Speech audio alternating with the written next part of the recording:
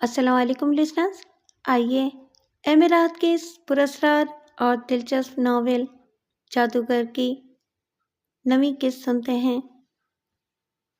Patch changezi Iran جا کر اگر کوئی کارروائی کرنے میں کامیاب ہو جاتا ہے تو پھر جو ہوگا دیکھا جائے گا۔ بہت ہی آگ سلگ رہی تھی وجود میں۔ ہوٹل کے کمرے سے باہر نکل کر میں نیچے آیا اور سڑک پر پیدل چلنے لگا۔ میری نگاہیں خونی انداز میں چاروں طرف بھٹک رہی تھیں۔ باہر تو اور کچھ دیر کے بعد میں فلیٹ پر پہنچ گیا۔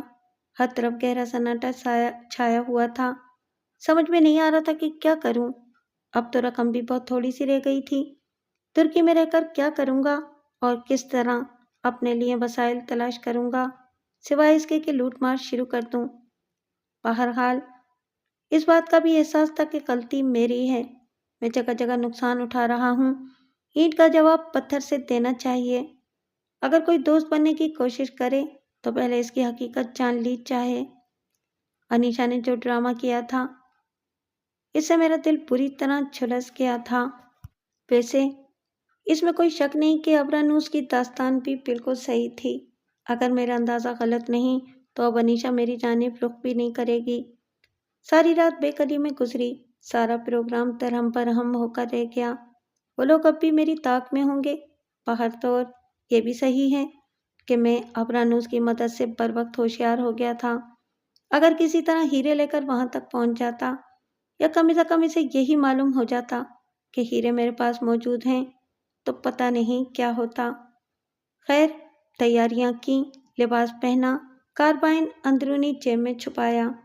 اب میرے اوپر خاصا جنون طاری ہو گیا تھا۔ جھلستے ہوئے وجود کو لے کر میں فلیٹ سے باہر نکل آیا اور ایک ریسٹورانٹ میں جا کر ناشتہ کیا۔ بہت دیر تک وہاں بیٹھا رہا اور پھر تفریحی مقامات کا ایک نقشہ خرید کر اس کا جائزہ لیا اور شام تک یوں ہی گھومتا رہا۔ گینس کے فلیٹ میں پہنچ کر پھر میں چپ چاپ بستر پر دراز ہو گیا، لیکن کچھ ہی دیر کے بعد میں نے دروازے پر دستک سنی۔ دروازہ کھلا تو گینس کھڑی مسکرا رہی تھی۔ میں اسے دیکھ کر حیران رہ گیا۔ Hello grains. ہیلو۔ وہ اندر آ گئی۔ گینس نے اپنا چھوٹا سا بیگ ایک طرف اچھال دیا اور میرے سامنے صوفے پر بیٹھ گئی۔ کیسا وقت گزرا شامی؟ بہت عجیب۔ انیشا کہاں ہے؟ جہنم میں، میں نے جواب دیا اور گینس چونک کر مجھے دیکھنے لگی۔ مطلب؟ وہ جرائم پیشہ گروہ کی فرد نکلی۔ کیا کہہ رہے ہو؟ ہاں گینس، ایسا ہی ہے۔ مجھے بھی تو بتاؤ کہ کیا چکر ہے یہ؟ بتا دوں گا، پہلے تم یہ بتاؤ کہ ایران سے اتنی جلدی کیسے واپس آ گئیں؟ بہت اعلیٰ پیمانے پر کارروائی شروع ہوئی تھی۔ میرا مقدمہ عدالت تک پہنچ گیا اور بیان بھی درج کر لیا گیا۔ اب باتش چنگیزی کو لینے کے دینے پڑ جائیں گے، لیکن میرے وکیل نے میرا وہاں رہنا پسند نہیں کیا، سمجھے، اور مجھے واپس ترکی پہنچا دیا۔ تمہیں ایک اطلاع دے دوں، میں خود بھی سنسنی محسوس کر رہا ہوں۔ کیا؟ باتش چنگیزی یہاں پہنچ گیا تھا اور اتفاق سے میری اس سے مٹ بھیڑ بھی ہو گئی۔ او مائی گاڈ، پھر کیا ہوا؟ گینس نے خوفزدہ سے لہجے میں پوچھا اور میں نے اسے پوری تفصیل بتا دی۔ گینس عجیب سے انداز میں مجھے دیکھتی رہی، پھر خوفزدہ انداز میں ہنس پڑی۔ گویا وہ میری تلاش میں اب ایران گیا ہوگا۔ خیر، یہ تو اچھی بات ہے، اسے کم از کم حقیقت کا علم ہو گیا ہوگا۔ لیکن گینس، اسے یہ بھی تو پتہ چل چکا ہے کہ تم استنبول میں ہو۔ ہاں ڈیئر، یہ تو ہے۔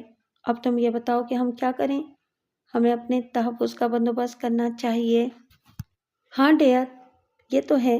اب یہ بتاؤ تم کہ ہم کیا کریں؟ ہمیں اپنے تحفظ کا بندوبست کرنا چاہیے۔ میں بھی یہی چاہتا ہوں گینس کہ اب تم اس فلیٹ کو چھوڑ کر اپنے لیے کوئی اور جگہ تلاش کرو۔ کیا میں امامہ اشرفی سے رابطہ قائم کروں؟ نہیں، یہ مناسب نہیں ہوگا۔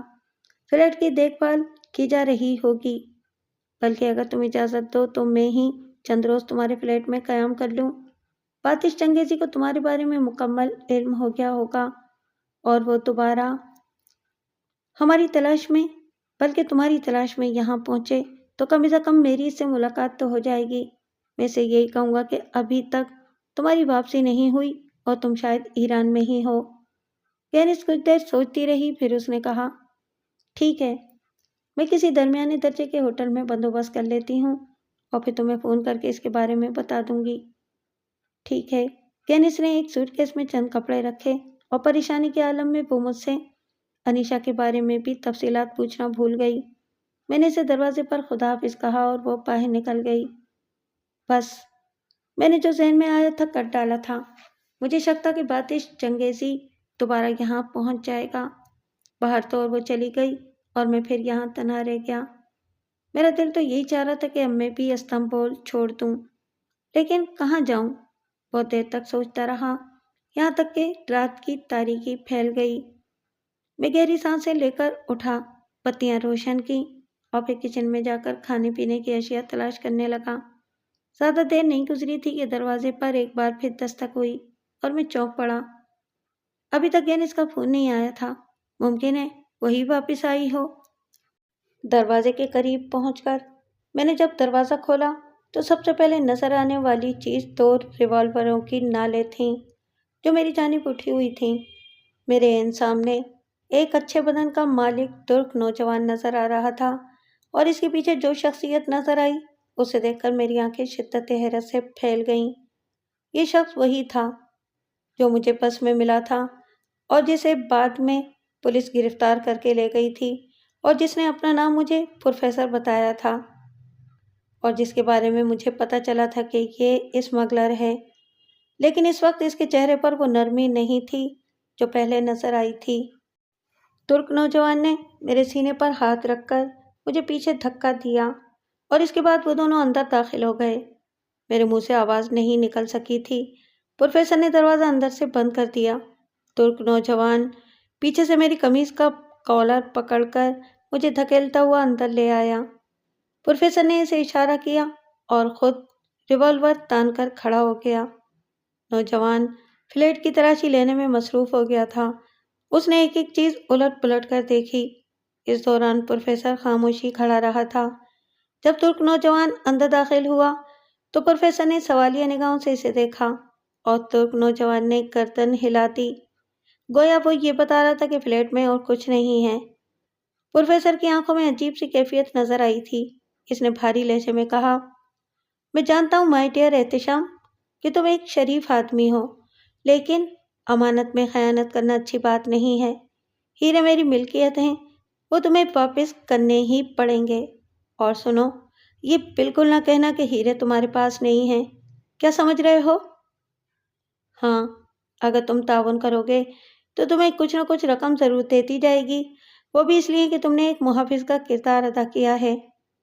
प्रोफेसर, मैंने अजीब से लहजे में कहा, मैं कुछ सुनना नहीं चाहता और मैं तफसील में भी नहीं चाहता। मुझे बताओ, हीरे कहाँ हैं? तुम्हारे आदमी पहले भी मुझसे हीरों के बारे में मालूमात हासिल कर चुके हैं, लेकिन मैंने उन्हें बताया था कि हीरे मेरे पास नहीं हैं। क्या तुमने वो हीरे मुझे अमानत कहकर दिए थे? फजूल बातों से गुरेज करो, यही तुम्हारे हक में बेहतर होगा। अगर तुम हीरे मेरे हवाले कर दो तो ना बख्श ज़ाया होगा तुम्हारा और न मेरा। ये बात मैं नहीं मान सकता कि वो हीरे अब तुम्हारे पास नहीं हैं। तो फिर मुझे बताओ, वैसे वाकई तुमने मुझे बहुत ज़बरदस्त धोखा दिया था। देखो, दौलत के लिए ज़िंदगी दांव पर नहीं लगाते। मेरा कहना मान लो, वरना इस पिस्तौल में मौजूद तमाम गोलियां तुम्हारे बदन में उतर जाएंगी। हीरे मेरे हवाले कर दो। और अब मैं सिर्फ इतना ही कह सकता हूँ प्रोफेसर कि तुम्हारा ज़हनी तवाज़ुन ठीक नहीं है। चलो इसे संभालो, प्रोफेसर ने अपने साथ खड़े हुए तुर्क नौजवान से कहा और वो मेरे बिल्कुल करीब पहुंच गया। इसने मेरा गिरेबान पकड़कर एक झटका दिया, लेकिन इन लोगों को मेरे ज़हनी बहरान के बारे में कोई इल्म नहीं था। मैं इस वक्त मरने मारने की कैफियत का शिकार था। तुर्क नौजवान ने जैसे ही मुझ पर हाथ डाला, मैंने दोनों हाथ पूरी कुव्वत से खड़े होकर इसकी गर्दन पर मारे और फिर इसी वक्त इसे प्रोफेसर पर धकेल दिया। प्रोफेसर की उंगली पिस्तौल के ट्रैकर पर थी और गालिबन ट्रैकर गैर इख्तियारी तौर पर ही दब गया था, क्योंकि दूसरे लम्हे पिस्तौल से निकलने वाली गोली तुर्क नौजवान के सीने में ठीक दिल के मकाम पर पेवस्त हो गई। प्रोफेसर ने जल्दी से पीछे हटकर दूसरा फायर कर दिया, मगर मैं संभल चुका था। कार्बाइन मेरे पास भी मौजूद था और मैं ज़रा सी कोशिश करके इसे निकाल सकता था, لیکن میں اس پروفیسر کو ابھی ختم نہیں کرنا چاہتا تھا، بلکہ اسے زندہ پکڑ کر اس کے بارے میں معلومات حاصل کرنے کا خواہش مند تھا۔ پروفیسر نے ایک بار پھر اپنی جگہ تبدیل کی اور 2-3 قدم آگے بڑھ کر ایک اور گولی چلائی جو باہر تو دیوار میں ہی لگی تھی۔ پھر وہ نیچے جھک کر آڑ لیتا ہوا دروازے کی طرف سرکنے لگا۔ مجھے یقین تھا کہ باہر گولیوں کی آواز سن لی گئی ہوگی اور چند ہی لمحات کے بعد ہنگامہ شروع ہو جائے گا۔ چنانچہ میں اپنی پوزیشن صاف کرنے کے لیے بھی پروفیسر کو پکڑنا چاہتا تھا، لیکن وہ کمبخت انتہائی چوکنا ہو گیا۔ اس نے آخری فائر دروازے کے قریب پہنچ کر کیا اور باہر چھلانگ لگا دی۔ یہ اتفاقی تھا کہ میرا ہاتھ اس کی پشت پر پڑے۔ وہ اس اچانک حملے کے لیے تیار نہیں تھا۔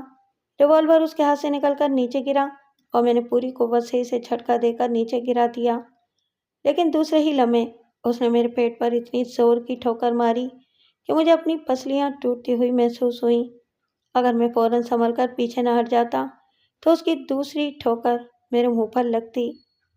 وار کھالی جانے سے وہ چکرا گیا تھا، لیکن اس کی پھرتی اور لڑنے کا انداز بتا رہا تھا کہ وہ اس قسم کی لڑائی کا ماہر ہے۔ وہ اچھلا اور اس بار اس نے دونوں ٹانگیں میرے سینے پر جوڑ کر مارنا چاہی، لیکن یہ بھی میری خوش قسمتی تھی کہ میں اپنا توازن سنبھال نہ پایا اور ایک طرف لڑک گیا۔ پروفیسر نیچے آیا تو میرے ہاتھوں کی دسترس میں تھا۔ میں نے اس کے منہ پر زوردار ہاتھ جڑ دیا جس سے وہ بے اختیار کرا اٹھا، لیکن اس جیسا پھرتیلا آدمی میں نے کبھی نہیں دیکھا تھا، کیونکہ دوسرے ہی لمحے اس نے پلٹ کر میرے منہ پر بھی ٹھوکر ماری اور میرے ہونٹوں سے خون کی لکیر پھوٹ گئی۔ میں اپنے آپ کو سنبھال بھی نہ پایا تھا کہ دروازے سے وہ چھلانگ مار کر باہر نکل گیا۔ مجھے چوٹ ضرور لگی تھی، لیکن میں نے اس سے ہار نہیں مانی۔ جب میں باہر نکلا تو پروفیسر کا کوئی پتہ نہیں تھا، البتہ آس پاس کے فلیٹوں کے دروازے کھلے ہوئے تھے اور لوگ صورتحال جاننے کی کوششیں کر رہے تھے۔ گولیوں کی آواز کے ساتھ ہی پولیس کو بھی اطلاع مل گئی تھی، کیونکہ چند ہی لمحات کے بعد عمارت کے نچلے حصے میں پولیس گاڑیوں کے سائرن سنائی دیے۔ صورتحال بہت خوفناک ہو گئی تھی۔ فلیٹ میں ایک لاش موجود تھی جو ایک مقامی شخص کی تھی اور قاتل فرار ہو چکا تھا۔ میرے لیے گلو خلاصی ممکن نہیں تھی۔ بھاگنے کی کوشش بھی کرتا تو کہاں جاتا، راستے بند تھے، مجھے پکڑ لیا جاتا۔ ابھی اسی سوچ میں گم تھا کہ پولیس کے افراد دوڑ کر اوپر آ گئے۔ ایک پولیس آفیسر نے پھرتی سے صورتحال کا اندازہ کیا اور اپنا سروس پستول نکال کر اس کا رخ میری جانب کر دیا۔ میں نے فوراً ہی دونوں ہاتھ بلند کر دیے تھے۔ میرے ہاتھ بلند ہوتے ہی لوگ اپنے اپنے فلیٹوں سے باہر نکل آئے۔ آفیسر نے آگے بڑھ کر میرے ہاتھ میری پشت پر کس دیے۔ وہ لوگوں سے سوالات کرنے لگا کہ فائرنگ کون سے فلیٹ میں ہوئی تھی۔ بہرحال انہیں پتہ چل گیا۔ اتفاق کی بات یہ کہ اس وقت میرے پاس کاربائن بھی موجود تھا اور میرے فلیٹ میں لاش بھی موجود تھی، چنانچہ پولیس آفیسر کو مجھے گرفتار کرنے میں کوئی مشکل پیش نہیں آئی۔ پولیس نے فلیٹ کو بھی قبضے میں لے لیا تھا اور اس کے بعد مجھے پولیس کی گاڑی میں بٹھا کر پولیس اسٹیشن لے جایا جانے لگا۔ میرے ساتھ ایک مجرم جیسا سلوک کیا جا رہا تھا۔ مجھے پولیس اسٹیشن میں لکڑی کی ایک بینچ پر بٹھا دیا اور وہ لوگ اپنے کاموں میں مصروف ہو گئے۔ میری حالت کافی خراب ہو گئی تھی۔ پھر میں نے 2 کانسٹیبلز کو دیکھا جو میری طرف آ رہے تھے۔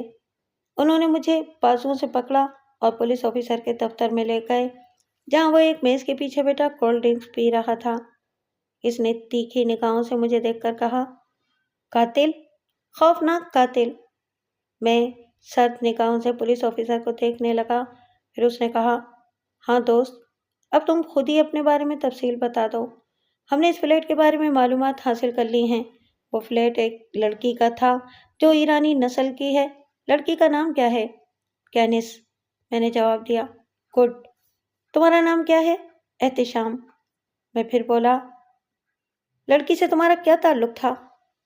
وہ میری دوست ہے۔ کہاں ہے وہ اس وقت؟ میں نہیں جانتا۔ مطلب یہ کہ وہ مجھے بتائے بغیر گئی ہے۔ جس آدمی کو تم نے قتل کیا وہ کون تھا اور اس سے تمہاری کیا دشمنی تھی؟ میں نے اسے قتل نہیں کیا۔ قاتل ایک اور شخص تھا جو اس کے ساتھ آیا تھا، لڑکی کی تلاش میں تھا، میں نے جواب دیا۔ لیکن اچانک ہی میرے ذہن میں ایک نیا خیال پیدا ہوا اور میں نے فوراً ہی اس پر عمل بھی کر ڈالا۔ تفصیل سے بتاؤ۔ لڑکی میری شناسہ تھی جناب، یہیں استنبول میں میری اس سے ملاقات ہوئی تھی۔ وہ برے کردار کی مالک نہیں تھی، لیکن مجھ سے کچھ اور چاہتی تھی۔ میں ایک ہوٹل میں مقیم تھا، اس نے مجھے اپنے فلیٹ پر آنے کی پیشکش کی اور مجھے اپنے ساتھ لے آئی۔ آپ یہ بات آس پاس رہنے والوں سے معلوم کر سکتے ہیں۔ لڑکی کی مصروفیات میرے لیے نامعلوم تھیں۔ بعد میں اس نے بتایا کہ باتش چنگیزی نامی ایک شخص اس کا دشمن ہے اور اسے اغوا کرنا چاہتا ہے۔ اس کی وجہ اس نے نہیں بتائی تھی، کیونکہ میں تو بہت طور اس کے لیے ایک شناسہ کی حیثیت رکھتا تھا۔ پھر اس وقت یہ دونوں فلیٹ پر آئے۔ دوسرا آدمی کافی خطرناک معلوم ہوتا تھا۔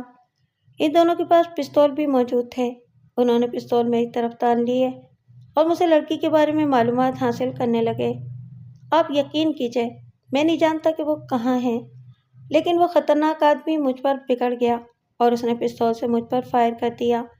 میں نے صرف بچاؤ کے لیے شخص کو ڈھال بنایا تھا جو اس کا ساتھی تھا، چنانچہ گولی اس کے لگ گئی۔ اس کے بعد اس نے کئی فائر کیے۔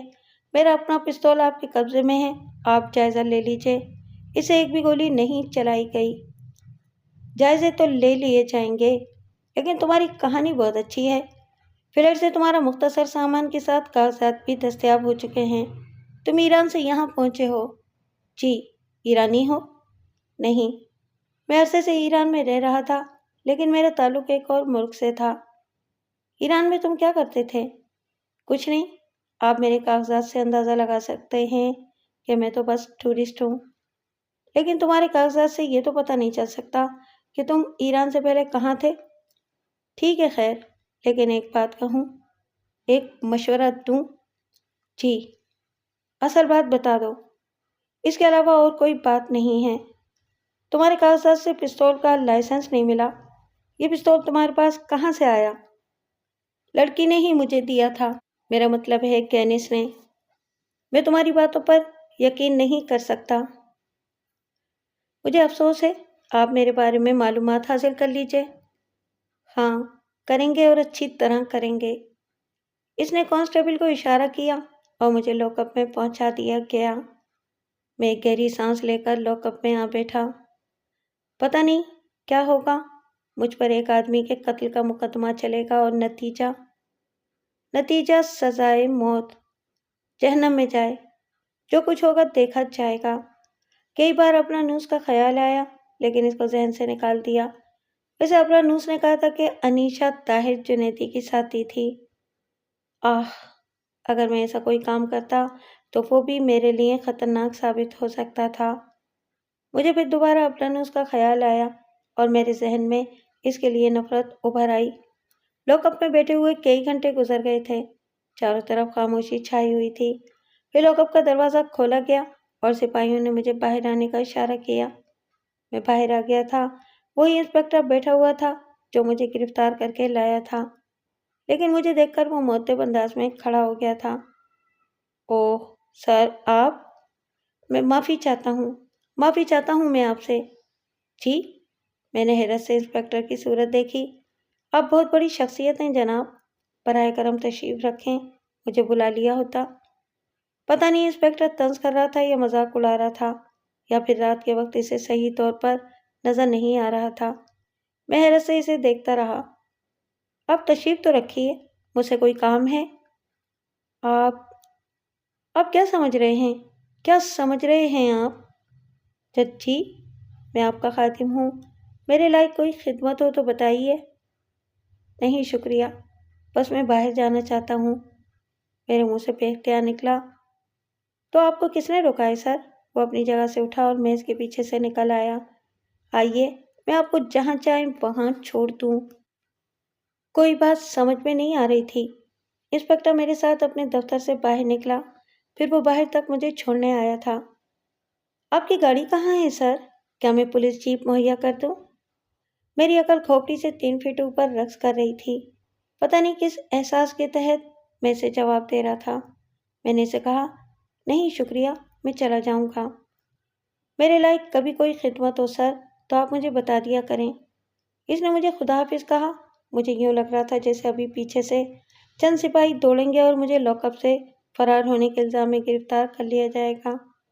جب میں پولیس اسٹیشن سے کافی دور نکل آیا تو مجھے احساس ہوا کہ صورتحال واقعی ایسی ہی ہے جیسی محسوس ہوئی تھی۔ अचानक ही क्या हो गया था? कोई बात समझ में नहीं आ रही थी। थोड़ी दूर चलने के बाद मैंने रफ्तार तेज कर दी और फिर दौड़ना शुरू कर दिया।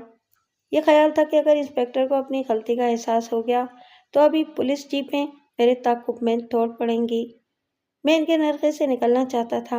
गेनिस के बारे में भी नहीं मालूम था कि कौन से होटल में मुकीम है। फ्लैट की तरफ रुख करने का तो सवाल ही पैदा नहीं होता था। बहरहाल जो कुछ हुआ था वो समझ में नहीं आ रहा था। हर चंद के रात का वक्त था, लेकिन बाहर रौनकें नजर आ रही थीं। एक दरमियाने दर्जे के होटल में मुझे दूसरी मंजिल पर एक कमरा हासिल हो गया। दिलो दिमाग का खुदा ही हाफिज था। अभी तक यही फैसला नहीं कर पाया था कि मेरे साथ हुआ क्या है। एक ख्वाब सा महसूस हो रहा था। फिर मैं मसेरी पर जा लेटा, दोनों हाथ अपने घूमते हुए सर के नीचे रख लिए और करवट बदल कर सोने की कोशिश करने लगा। नींद की देवी ने मुझ पर एहसान किया और सुबह तक के लिए मैं तमाम फिक्रों से आज़ाद हो गया। सुबह को सूरज की किरणों ने एक रोशनदान से दाखिल होकर मुझे जगाया और रात के वाक़यात याद आ गए। मैंने दरवाजे की तरफ देखा। न जाने क्यों मुझे ऐसा लगा था कि अभी पुलिस आने वाली होगी। खुदारा, मैं किस अज़ाब में गिरफ्तार हो गया। डेनिस को कैसे तलाश करूं? इसे मुझे इत्तला तो देनी चाहिए थी। मैंने कुर्सी पर बैठकर फिर डरते डरते रूम सर्विस का बटन दबाया और वेटर के आने पर नाश्ता तलब कर लिया। पता नहीं क्या होगा, कहीं ऐसा तो नहीं है कि मेरी तस्वीर एक मफरूर कातिल की हैसियत से शाया हो जाए। पता नहीं सारा चक्कर है क्या। तमाम दिन मैंने होटल के कमरे में गुजारा। जो बयान मैंने पुलिस इंस्पेक्टर को दिया था, इसमें बहारत मजबूरी गैनिस और बातिश चंगेजी की कहानी सुना दी थी। इससे शायद गैनिस को कोई नुकसान पहुंचाए, लेकिन मैं कर भी क्या सकता था। पूरा दिन गुजर गया, रात हो गई।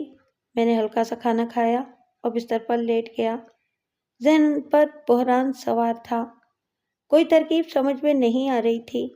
इस्तांबुल में रहना अब मेरे लिए इंतहाई तशवीशनाक था। इस बार अगर मैं इन लोगों के हाथ लग गया तो पिछली कसर पूरी कर ली जाएगी। दूसरी सुबह फिर जाग गया, लेकिन ये जागना ऐसे ही नहीं था। बस यूं लगा था जैसे किसी ने दरवाजे पर दस्तक दी हो। लेकिन फिर दूसरा एहसास ये हुआ कि कोई मेरी मसेरी के बिल्कुल करीब है। मैं दहशत से उछलकर बैठ गया। दरवाज़ा बदस्तूर अंदर से बंद था। मुझे अपने सिरहाने एक साया सा महसूस हुआ और मैं खौफजदा अंदाज में पलट पड़ा। लेकिन मसेरी के सिरहाने कोई मौजूद नहीं था। बराबर में अलबत्ता एक तिपाही रखी हुई थी और ये हिलती हुई महसूस हो रही थी। अचानक ही मुझे यूं लगा जैसे वो कोई कागज़ है जो हिल रहा है। ये कागज़ पहले यहाँ मौजूद नहीं था। मैंने कागज़ को देखा। वो एक कागज़ ही नहीं था, बल्कि इसके साथ एक बड़ा सा पैकेट भी रखा हुआ था। मेरी याददाश्त कहने का मुझे धोखा नहीं दे सकती थी। मैं इस कागज़ के करीब पहुंचा। मेरा दिल धड़कने लगा। ऐसी ही एक तहरीर मैंने पहले भी पढ़ी थी और ये अबरानूस की तरफ से थी। मैंने कागज़ की तह खोली और पढ़ने लगा। सिद्धि इंसान, फिर फंस गए ना मुसीबत में। तुम्हारी जिद तुम्हारे लिए एक दिन मौत बन जाएगी अगर मैं दिन रात तुम्हारी निगरानी न करता रहूं। इस्तांबुल में भी तुमने ईरान की तरह अपने दुश्मनों की तादाद में काफ़ी इजाफा कर लिया है। इसमें तुम्हारा कोई कसूर है या नहीं, ये तो तुम बेहतर जानते हो। लेकिन बहुत जल्द पुलिस तुम्हारी राह पर लगने वाली है। जो तुर्क तुम्हारी फ्लैट में मारा गया वो ताहिर जुनैदी के साथ था, लेकिन इसका ताल्लुक जिस बड़े आदमी से है, वो बड़ा आदमी कम से कम तुम्हें इस्तांबुल में जिंदा नहीं छोड़ेगा। पुलिस अगर तुम्हें गिरफ्तार न कर पाई तो वो शख्स अपने आदमियों के जरिए ज़रूर तुम्हें तलाश कर लेगा। इससे पहले कि वो तुम तक पहुंच जाए, बेहतर यह है कि तुम इस्तांबुल से निकल जाओ। मैं इससे ज़्यादा तुम्हारे लिए कुछ नहीं कर सकता था कि पुलिस ऑफिसर का दिमाग पलट देता। पुलिस ऑफिसर के फरिश्तों को भी इस बात का इल्म नहीं है कि जो शख्स लॉकअप से निकलकर इसके पास पहुंचा था वो तुम थे। मैंने वक्ती तौर पर तुम्हारी मदद करने के लिए इस पैकेट में बल्गारियन करेंसी रख दी है और कागजात जो तुम्हें सरहद अबूर करने में मदद देंगे। यहाँ से फौरन बल्गारिया निकल जाओ। اورینٹ ایکسپریس نامی ٹرین سے تمہارے لیے سفر موزوں رہے گا، جبکہ دوسرے ذرائع خطرناک ہوں گے۔ سب کچھ تمہاری مرضی پر منحصر ہے۔ میں تو پھانسی کے پھندے پر بھی تمہاری گردن بچانے کی کوشش کروں گا، کیا سمجھے؟ کیونکہ تم نے مجھ پر ایک احسان کیا ہے، ابرانوس۔ تحریر ہمیشہ کی مانند غصہ دلانے والی تھی، لیکن رفتہ رفتہ عقل نے ساتھ دیا اور میرے جنون کی شدت ختم ہو گئی۔ حالات نے جس طرح مجھے اس ہوٹل میں قیدی بنا دیا تھا، اس سے نکلنے کا کوئی راستہ اب تک میرے ذہن میں نہیں آیا تھا۔ جس شخص کا حوالہ ابرانوس نے دیا تھا وہ نہ جانے کون ہے، ویسے اس کی باتیں عام طور پر سچی تھیں۔ اب کیا کروں، کیا نہ کروں؟ میں نے میز پر رکھے ہوئے پیکٹ کو پھاڑ کر دیکھا۔ اندر نیا پاسپورٹ اور کچھ کاغذات رکھے ہوئے تھے۔ ابرانوس نے دوسری بار بھی میری اس طرح کی مدد کی تھی۔ بہرطور دل کے کسی گوشے میں ابرانوس کے لیے نرمیت کے جذبات ابھرے، لیکن فوراً ہی اس پر پچھلے تجربات غالب آ گئے۔ میں اس جن کے ساتھ کبھی خوش نہیں رہ سکتا تھا۔ اگر کبھی موقع ملا تو اس کا شکریہ ادا کر دوں گا۔ گینس کا خیال بھی آیا تھا، وہ لڑکی جس خلوص سے میری دوست بنی تھی۔ اس نے مجھ پر بہت بھروسہ کیا تھا، مگر میں کیا کرتا؟ میری تو تقدیر ہی عجیب تھی، ایک کے بعد ایک چکر چل جاتا تھا۔ پھر میں ان تمام باتوں کو ذہن سے جھٹک کر سفر کے بارے میں سوچنے لگا اور آخری فیصلہ یہی کیا کہ مجھے فوری طور پر استنبول سے نکل جانا چاہیے۔ انیشا بھی یاد آئی تھی، اگر مجھے مل جاتی تو اس سے سارے حساب کتاب چکا لیتا۔ آخرکار تمام تیاریاں مکمل کرنے اور معلومات حاصل کرنے کے بعد میں اسٹیشن پہنچ گیا۔ اورینٹ ایکسپریس کے بارے میں نے معلومات حاصل کر لی تھیں۔ بہت ہی تاریخی قسم کی ٹرین تھی جو صوفیہ، بلغراد، وینس، میلان، نوران، لندن اور پھر پیرس جاتی تھی۔ پلیٹ فارم پر زیادہ رش نہیں تھا۔ انجن کی پشت پر لگے ہوئے ڈبے پیرس کے لیے تھے۔ کسٹم والوں نے ویزے اور پاسپورٹوں پر مہریں لگائیں اور اس کے بعد میں چند مسافروں کے ساتھ اورینٹ ایکسپریس کی ایک بوگی میں داخل ہو گیا۔ کیا ٹرین تھی، کیا گاڑی تھی، تصور بھی نہیں کیا جا سکتا تھا۔ صاف ستھرے ڈبے، آرام دہ نشستیں، شیشے کی بڑی بڑی کھڑکیاں اور ان کے اوپر خوبصورت پردے۔ روشنی گل کیجیے تو ننھی ننھی بیڈ لائٹس خود بخود جل جاتی تھی۔ جگمگاتے ہوئے سفید غسل خانے، آرام ہی آرام تھا۔ پہلی بار ایک ایسی جگہ منتخب ہوئی تھی جسے میں نے خوابوں میں دیکھا تھا، وینس، پانی کا شہر۔ بہرطور میں نے اپنے طور پر اپنے سفر کا ایک پروگرام ترتیب دیا۔ پہلے وینس میں قیام کروں گا، اس کے بعد سوئٹزرلینڈ کا رخ کر لوں گا۔ کاش مجھے اس کے مواقع مہیا ہو جائیں۔ تقریباً 7:30 بجے تھے اس وقت جب اورینٹ ایکسپریس آہستہ آہستہ خاموشی سے رینگنے لگی۔ اسٹیشن سے نکلتے ہی شہر کی روشنیاں اور فاسفورس کا سمندر نگاہوں کے سامنے آ گیا۔ میں الوداعی نگاہوں سے ان تمام چیزوں کو دیکھ رہا تھا۔ گاڑی کی رفتار تیز ہو گئی اور شہر کی آخری روشنیاں بھی نگاہوں سے اوجھل ہو گئیں۔ تھوڑی دیر کے بعد ترک کسٹم آفیسر آیا، پاسپورٹ چیک کر کے ان پر مہر لگا کر چلا گیا۔ اورینٹ ایکسپریس کا رخ اب بلغاریہ کی جانب تھا۔ میں نے آنکھیں بند کر لیں۔ دوسری صبح جب آنکھ کھلی تو ٹرین کا سارا عملہ بلغارین ہو چکا تھا۔ باہر خوبصورت موسم تھا اور ہلکی ہلکی بوندا باندی ہو رہی تھی۔ میں ابھی ٹرین کے مسافروں سے لا علم تھا۔ آخرکار صوفیہ آ گیا۔ صاف ستھرے اسٹیشن پر اورینٹ ایکسپریس تقریباً 1 گھنٹہ کھڑی رہی۔ یہاں ہمیں نیچے اترنا پڑا اور عملے نے صفائی کر کے ڈبے کو پہلے کی مانند صاف ستھرا کر دیا اور بالآخر یہ طویل ترین سفر ختم ہو گیا اور ہم وینس آ گئے۔ ہم یعنی کہ میں اور ابرانوس۔ ایک بار پھر ذہن میں ابرانوس کا خیال آیا اور ساتھ ہی یہ خیال بھی آیا کہ یہ شخص ہر جگہ بلا ٹکٹ اور بلا ذریعے کے سفر کرتا ہے۔ لیکن شخص کہتے ہوئے مجھے ہنسی آ رہی تھی، کسی جن کو شخص نہیں کہا جا سکتا۔ پھر میں ٹکٹ خرید کر ایک اسٹیمر پر سوار ہو گیا اور میں مسافروں کا جائزہ لینے لگا۔ نگاہیں گھومتے گھومتے مسافروں میں سے 2 افراد کی جانب اٹھ گئیں اور نہ جانے کیوں ذہن کو ایک جھٹکا سا لگا۔ دونوں صورتیں میرے لیے اجنبی تھیں، لیکن ایک چیز نے ذہن کو جھٹکا پہنچایا۔ جس وقت میں استنبول سے اورینٹ ایکسپریس میں سوار ہو رہا تھا تو میں نے اپنے آپ سے کچھ فاصلے پر انہی دونوں افراد کو دیکھا تھا۔ یاد اس لیے رہ گئے تھے کہ ان میں سے ایک کی صورت بہت عجیب سی تھی۔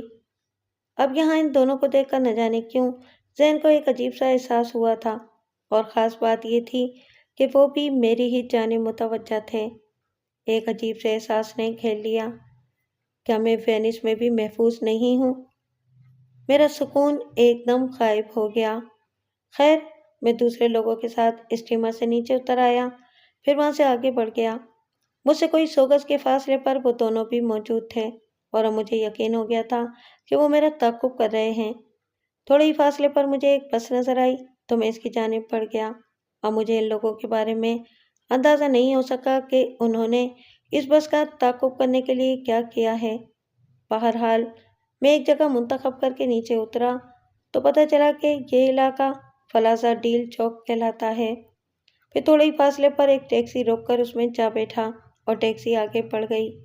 میں نے عقب نما ایک آئینے سے دیکھا تو سرخ رنگ کی ایک لمبی کار نظر آئی، اور یہ بھی اتفاق تھا کہ ونڈ اسکرین کے پیچھے میں نے انہی دونوں میں سے ایک کو دیکھ لیا۔ وہ لوگ بدستور میرے پیچھے آ رہے تھے۔ ٹیکسی ڈرائیور نے 3-4 موڑ کاٹے، لیکن کار سائے کی طرح پیچھے لگی رہی۔ اب مجھے یہ سمجھنے میں دقت نہیں ہوئی تھی کہ میرے دشمن میرے وینس تک آمد کے سلسلے میں لاعلم نہیں تھے۔ حالانکہ ذہن میں ایک عجیب سی گرمی پیدا ہو گئی، دماغ بری طرح گھوم گیا۔ کیا سمجھ رکھا ہے مجھے ان لوگوں نے؟ دیکھ لوں گا، نبٹ لوں گا ان لوگوں سے۔ میں نے ٹیکسی ڈرائیور سے کہا، سنو، کوئی بدماش میرا پیچھا کر رہا ہے۔ پیچھے آنے والی سوک کار کو دیکھ رہے ہو نا تم؟ جی صاحب، بل کی رقم سے زیادہ انعام دوں گا۔ تم گاڑی ایسے چلاؤ کہ اس کار کا تعاقب ختم ہو جائے۔ ڈرائیور میری بات سمجھ گیا اور دوسرے ہی لمحے اس نے اپنی گاڑی کی رفتار بڑھا دی۔ پھر اچانک اس نے ایک دم ٹرن لیا اور اس کی اس حرکت سے ٹیکسی الٹتے الٹتے بچ گئی۔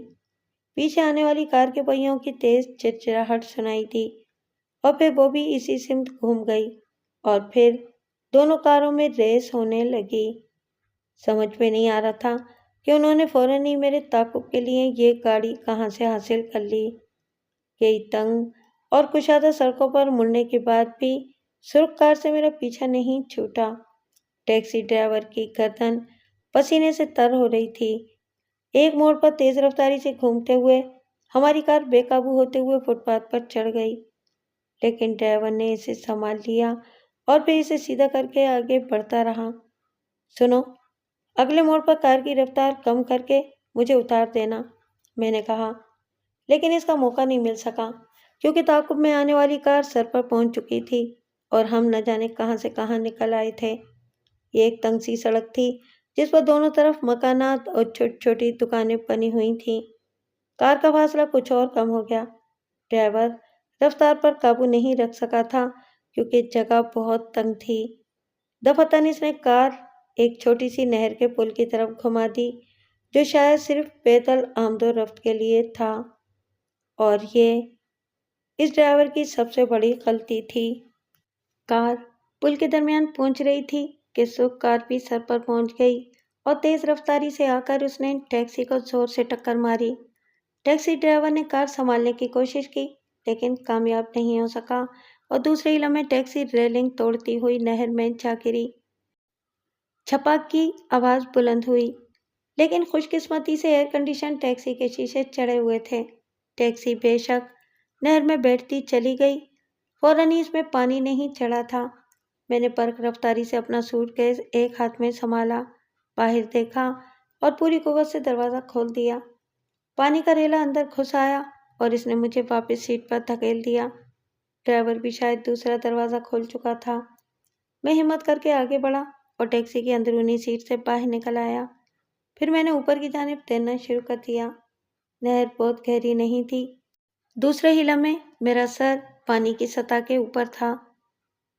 سامان کا بھی اثر ہوا ہو وہ الگ بات تھی، لیکن بہرطور میں کنارے تک پہنچ گیا۔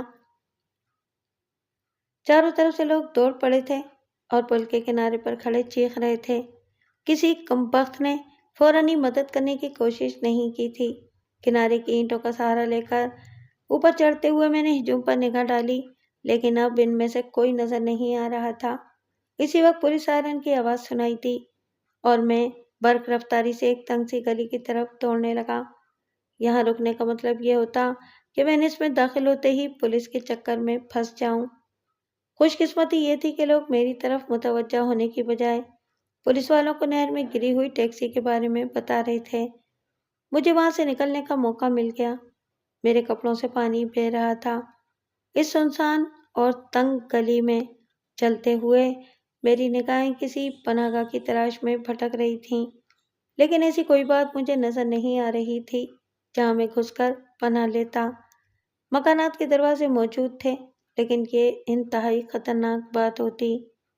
پولیس یقیناً تھوڑی دیر کے بعد میری طرف متوجہ ہو جائے گی اور میں جس مکان میں داخل ہوں گا اس کے مکین پر آسانی میری نشاندہی کر دیں گے۔ چنانچہ میں دوڑتا ہوا گلی کے دوسرے سرے کی طرف چل پڑا۔ ابھی میں گلی کے اس سرے سے نکلا ہی تھا اور یہ اندازہ نہیں لگا پایا تھا کہ ادھر کیا ہے کہ دفعتاً میری نگاہ ان دونوں کی جانب اٹھ گئی۔ طوطے جیسی مڑی ہوئی ناک کا مالک شخص اپنے ایک ساتھی کے ہمراہ ہاتھ میں ریوالور لیے ہوئے اس سے چند گز کے فاصلے پر موجود تھا۔ میں نے پلٹ کر بھاگنے کی کوشش کی، لیکن اس نے فوراً گولی چلا دی اور یہ گولی میرے سر سے صرف چند انچ کے فاصلے سے گزر گئی۔ اس کے ساتھ ہی میرے پاؤں لڑکھڑانے لگے اور میں ٹھوکر کھا کر نیچے جا پڑا۔ یہ کوشش میرے حق میں بہتر ہوئی، ورنہ دوسری گولی اس نے پورے صحیح نشانے پر چلائی تھی اور پھر وہ میرے سر پر پہنچ گیا۔ اس نے ریوالور کی نال میری پیشانی پر رکھی اور میرا گریبان پکڑ کر اڑاتی ہوئی آواز میں بولا، اٹھو۔ میں آہستگی سے اٹھ کھڑا ہوا۔ وہ خونخوار نگاہوں سے مجھے دیکھ رہا تھا، لیکن اسے یہ اندازہ نہیں تھا کہ میں دوسرے لمحے میں کیا کرنے والا ہوں۔ ریوالور کی نال میری پیشانی پر لگانے کی وجہ سے وہ بالکل میرے قریب آ گیا اور سیدھا کھڑا ہو گیا۔ میں نے دونوں ہاتھ بلند کیے، لیکن اس کے ساتھ ہی میرا گھٹنا اس کے پیٹ پر پڑا اور اس کے حلق سے ایک زوردار کرہا نکل گئی۔ وہ دوہرا ہو گیا تھا، لیکن میں نے پیچھے ہٹ کر بالکل اس طرح اس کے منہ پر کک لگائی جیسے فٹ بال پر زوردار کک لگائی جاتی ہے، اور مجھے اپنی اس انوکھی طاقت کا اندازہ اس سے پہلے کبھی نہیں ہو سکا تھا۔ میری ٹھوکر اس کی ٹھوڑی کے نیچے پڑی تھی۔ اس کا سر پہلے پیچھے ہوا، پھر دونوں پاؤں اوپر اٹھے اور اس کے بعد وہ فضا میں بلند ہو کر گردن کے بل نیچے گرا، اور جس انداز میں وہ گرا تھا اس سے جو ہونا چاہیے تھا وہی ہوا، یعنی اس کی گردن کی ہڈی ٹوٹ گئی۔ وہ کسی ذبح کیے ہوئے بکرے کی طرح پلپلایا اور اس کے کان اور ناک اور منہ سے خون بہہ نکلا۔ لیکن مجھے دوسرے آدمی کو بھی دیکھنا تھا جو فوراً ہی عقب سے مجھ پر حملہ آور ہوا تھا۔ میں نے زمین پر بیٹھ کر اسے اپنے آپ پر چھا جانے سے روکا، لیکن ان دونوں کی شامتی آ گئی تھی، کیونکہ وہ مجھ پر سے گزر کر اپنے اس مرتے ہوئے ساتھی پر جا پڑا تھا۔ پھر بھلا میں اسے کیسے موقع دے سکتا تھا؟ میری زوردار ٹھوکر اس کی پسلیوں پر پڑی اور اس کے بعد میرے پاؤں مسلسل چلتے رہے۔ پہلے والا تو پہلے ہی جہنم رسید ہو گیا تھا، لیکن دوسرے آدمی کے منہ سے بھی خون کی موٹی دھار بہہ نکلی تھی۔ اس نے اس بری حالت کے باوجود اچانک ہی میرے دونوں پاؤں پکڑ لیے اور زور سے جھٹکا دیا۔ میں اس کے قریب ہی گرا، لیکن پاؤں اس کی گرفت سے نکل گئے۔ لیٹے ہی لیٹے میں نے دونوں پیروں کی ٹھوکر اس کے چہرے پر لگائی اور اس کے بعد اس میں کوئی سکت نہ رہی۔ پتہ نہیں یہ زندہ رہ گیا تھا یا مر گیا تھا، یہ جاننے کے لیے وقت نہیں تھا۔ میں نے پھرتی سے اپنا گرا ہوا سوٹ کیس اٹھایا اور اس کے بعد ایک بار پھر اس وسیع و عریض میدان میں دوڑ لگا دی جو گلی کے دوسرے سرے پر واقع تھا اور جس کی لمبائی تقریباً 300 گز تھی۔ اس کے کنارے پر مکانات بنے ہوئے تھے، لیکن ان مقامات میں رہنے والوں کو اس ہنگامے کا علم نہیں ہو سکا تھا، چنانچہ وہاں سکون تھا۔ میدان عبور کر کے مکان کے سرے تک پہنچتے ہوئے مجھے کافی وقت لگ گیا۔ اس دوران میں عقب میں بھی دیکھتا جا رہا تھا، لیکن اس کے بعد کسی نے تعقب کرنے کی کوشش نہیں کی تھی۔ آخرکار میں مکانوں کے قریب پہنچ گیا۔ جو حلیہ ہو رہا تھا وہ دیکھنے کے قابل تھا۔ لباس بری طرح بھیگا ہوا تھا، چہرہ بگڑا ہوا تھا، بال سر سے چپک گئے تھے اور میں عجیب نظر آ رہا تھا۔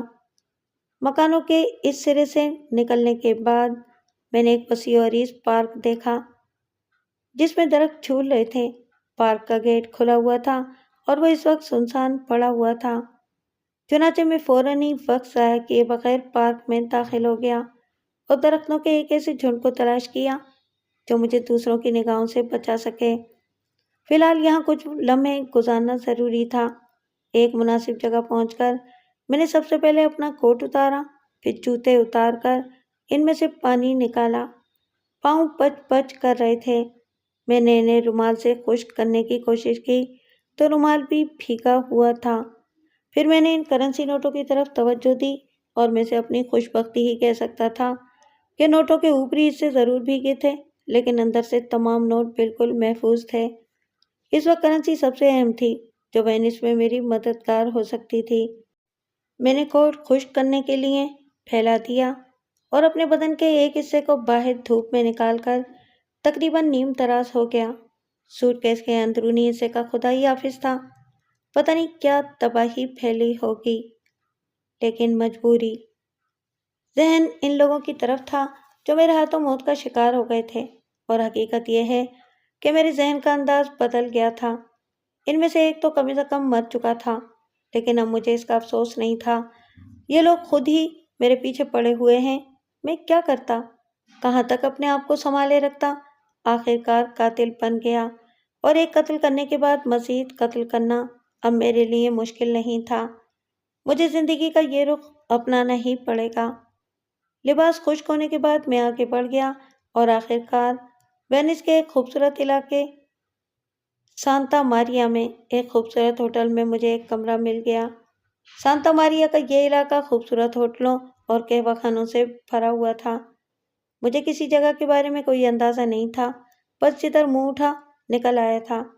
سامنے ہی گھاٹ تھا جہاں بے شمار موٹو اسکافو یعنی کہ موٹر بوٹ کھڑے ہوئے تھے۔ بالکل فاسفورس جیسی رونق تھی۔ بہرطور ابھی ان تمام باتوں کے لیے میرے پاس وقت نہیں تھا۔ میں تو اپنی تقدیر کا ماتم کر رہا تھا جس نے وینس میں بھی میرا استقبال اسی انداز میں کیا تھا جسے میں اب تک گزرتا رہا تھا۔ وہ شخص استنبول سے ہی میرے پیچھے لگا تھا اور اس بات پر کوئی شک نہیں تھا کہ وہ طاہر جنیدی کا ہی آدمی تھا۔ طاہر جنیدی اس بات پر کسی طرح یقین کرنے کو تیار نہیں ہوگا کہ ہیرے میری تحویل میں نہیں ہیں، لیکن اسے میرے نصیب کے بارے میں کیا معلوم تھا کہ وہ ہیرے مجھ سے چھین لیے گئے ہیں۔ اس کے علاوہ جو حرکتیں میرے ساتھ کی گئی تھیں ان کا جواب طاہر جنیدی کو دینا ضروری تھا۔ یہاں تو اس نے تقریباً میری جان ہی لے لینے کی کوشش کی تھی، جبکہ اسے کوئی فائدہ حاصل نہیں ہوتا، یا پھر اس نے سوچا ہو کہ مجھے قتل کرنے کے بعد اس کے لیے ہیروں کا حصول زیادہ آسان ہوگا۔ وہ کسی نہ کسی طرح میری لاش کو پولیس کے ہتھے چڑھنے سے پہلے حاصل کر لے گا۔ پتہ نہیں کیا منصوبہ تھا ان کمبختوں کا۔ میں نے اپنے ذہن سے تمام وسوسوں کو نکال دیا اور اپنے آپ کو تیار کر لیا کہ وینس میں اگر مجھے اور بھی بہت سے قتل کرنے پڑے تو ان سے گریز نہیں کروں گا۔ قتل کا مجرم چاہے ایک قتل کرے یا 1000 قتل رہتا، وہ قتل کا مجرم ہی ہے اور اس کے لیے آخر کار سزائے موت ہے، اور میں نے اس موت کا فیصلہ قبول کر لیا تھا۔ پھر میں نے اپنے تباہ شدہ سوٹ کیس کا جائزہ لیا اور جی خوش ہو گیا۔ مجھے سوٹ کیس کی یہ خاصیت معلوم نہیں تھی۔ یہ مکمل طور پر واٹر پروف تھا، پانی کا ایک قطرہ بھی اندر نہیں گیا تھا۔ اگر کرنسی بھی اس سوٹ کیس میں ہوتی تو وہ اوپری نوٹ بھی نہ بھیگتے۔ حالات میرے موافق ہوتے جا رہے تھے۔ میں نے دوسرا لباس تبدیل کر لیا اور اس کے بعد اپنے لیے کھانے پینے کے لیے کچھ اشیاء طلب کر لی۔ گرم کافی کے بڑے بڑے گھونٹ لیتے ہوئے دل کو فرحت محسوس ہو رہی تھی۔ یہاں وینس میں کچھ وقت گزارنے کے بعد میں اپنے ان دشمنوں سے چھٹکارا پاؤں گا اور سوئٹزرلینڈ چلا جاؤں گا۔ دیکھتا ہوں یہ کمبخت کہاں تک میرا پیچھا کرتے ہیں، اور اب جو کوئی بھی مجھ سے ملا یا میرے سامنے آیا میں اسے زندہ نہیں چھوڑوں گا۔ شام کو میں نے ایک عمدہ سا لباس نکالا اور اسے پہن کر کمرے سے باہر نکل آیا۔ تقریباً 7:15 بجے تھے۔ میں نے سوچا کہ چلو تھوڑی سی باہر کی سیر کی جائے۔ کافی دیر تک میں گھومتا رہا اور پھر خاصی رات گئے میں ہوٹل واپس آیا تو ہوٹل کے بڑے ہال میں آرکیسٹرا کی ایک اطالوی دھن بج رہی تھی۔ بے شمار سیاح، بے شمار حسین لڑکیاں وہاں موجود تھے۔ کافی دیر تک میں اپنے لیے کوئی مناسب جگہ ڈھونڈتا رہا اور پھر ایک کرسی پر بیٹھا ہی تھا کہ ایک خوبصورت سنہرے بالوں والی لڑکی میرے نزدیک پہنچ گئی۔ اس نے بہت ہلکا سا میک اپ کیا ہوا تھا، سنہرے بالوں سے ملتا ہوا خوبصورت لباس، اس کے اوپر ہلکا زرد رنگ کا کوٹ پہنے ہوئے وہ بہت پیاری لگ رہی تھی۔ ہیلو، میرا نام زینوکا ہے، اس نے گردن خم کرتے ہوئے کہا۔ ہیلو، میں آہستہ سے بولا۔ بیٹھ سکتی ہوں؟ اس نے سوال کیا اور میں نے گردن ہلا دی۔ وہ کرسی گھسیٹ کر بیٹھ گئی۔ پھر اس نے کہا، اگر میں تمہیں پیشکش کر دوں کہ آج سے وینس میں تمہاری میزبان زینوکا ہے تو؟ میں مسکرا دیا۔ ایسی میزبان لڑکیاں دنیا کے ہر گوشے میں پائی جاتی ہیں۔ دل چاہا کہ اسے منع کر دوں، بھگا دوں، لیکن پھر سوچا کہ گپیں تو لگائی جائیں۔ چنانچہ میں نے تھوڑا سا وقت اس کے ساتھ گزار لینا مناسب سمجھا اور اس سے باتیں کرنے لگا۔ اس نے مجھ سے میرا نام پوچھنے کی کوشش نہیں کی تھی، بہت باتونی لڑکی تھی۔ 10:30 بجے زینوکا نے ویٹر کو بلا کر کھانے کے لیے اطالوی ڈشیں منگوا لیں۔ کھانے سے فارغ ہونے کے بعد وہ دیر تک میرے ساتھ بیٹھی رہی اور پھر گھڑی میں وقت دیکھ کر بولی، تم سے پہلی ملاقات بے حد خوشگوار رہی۔ کل میں تمہارے ساتھ کافی وقت گزاروں گی۔ میں 3 بجے تمہارے پاس پہنچ جاؤں گی۔ میں نے کوئی جواب نہیں دیا۔ لڑکی نے بل کی رقم پلیٹ میں ڈالی تو میں نے اسے روکتے ہوئے کہا، نہیں، یہ ذمہ داری میری ہے، اسے میرے ہی سپرد رہنے دو۔ مگر میں نے تم سے کہا تھا کہ وینس میں تمہاری میزبان ہوں گی۔ وہ پیسے اسی طرح چھوڑ کر میز سے اٹھ گئی اور میں حیران رہ گیا۔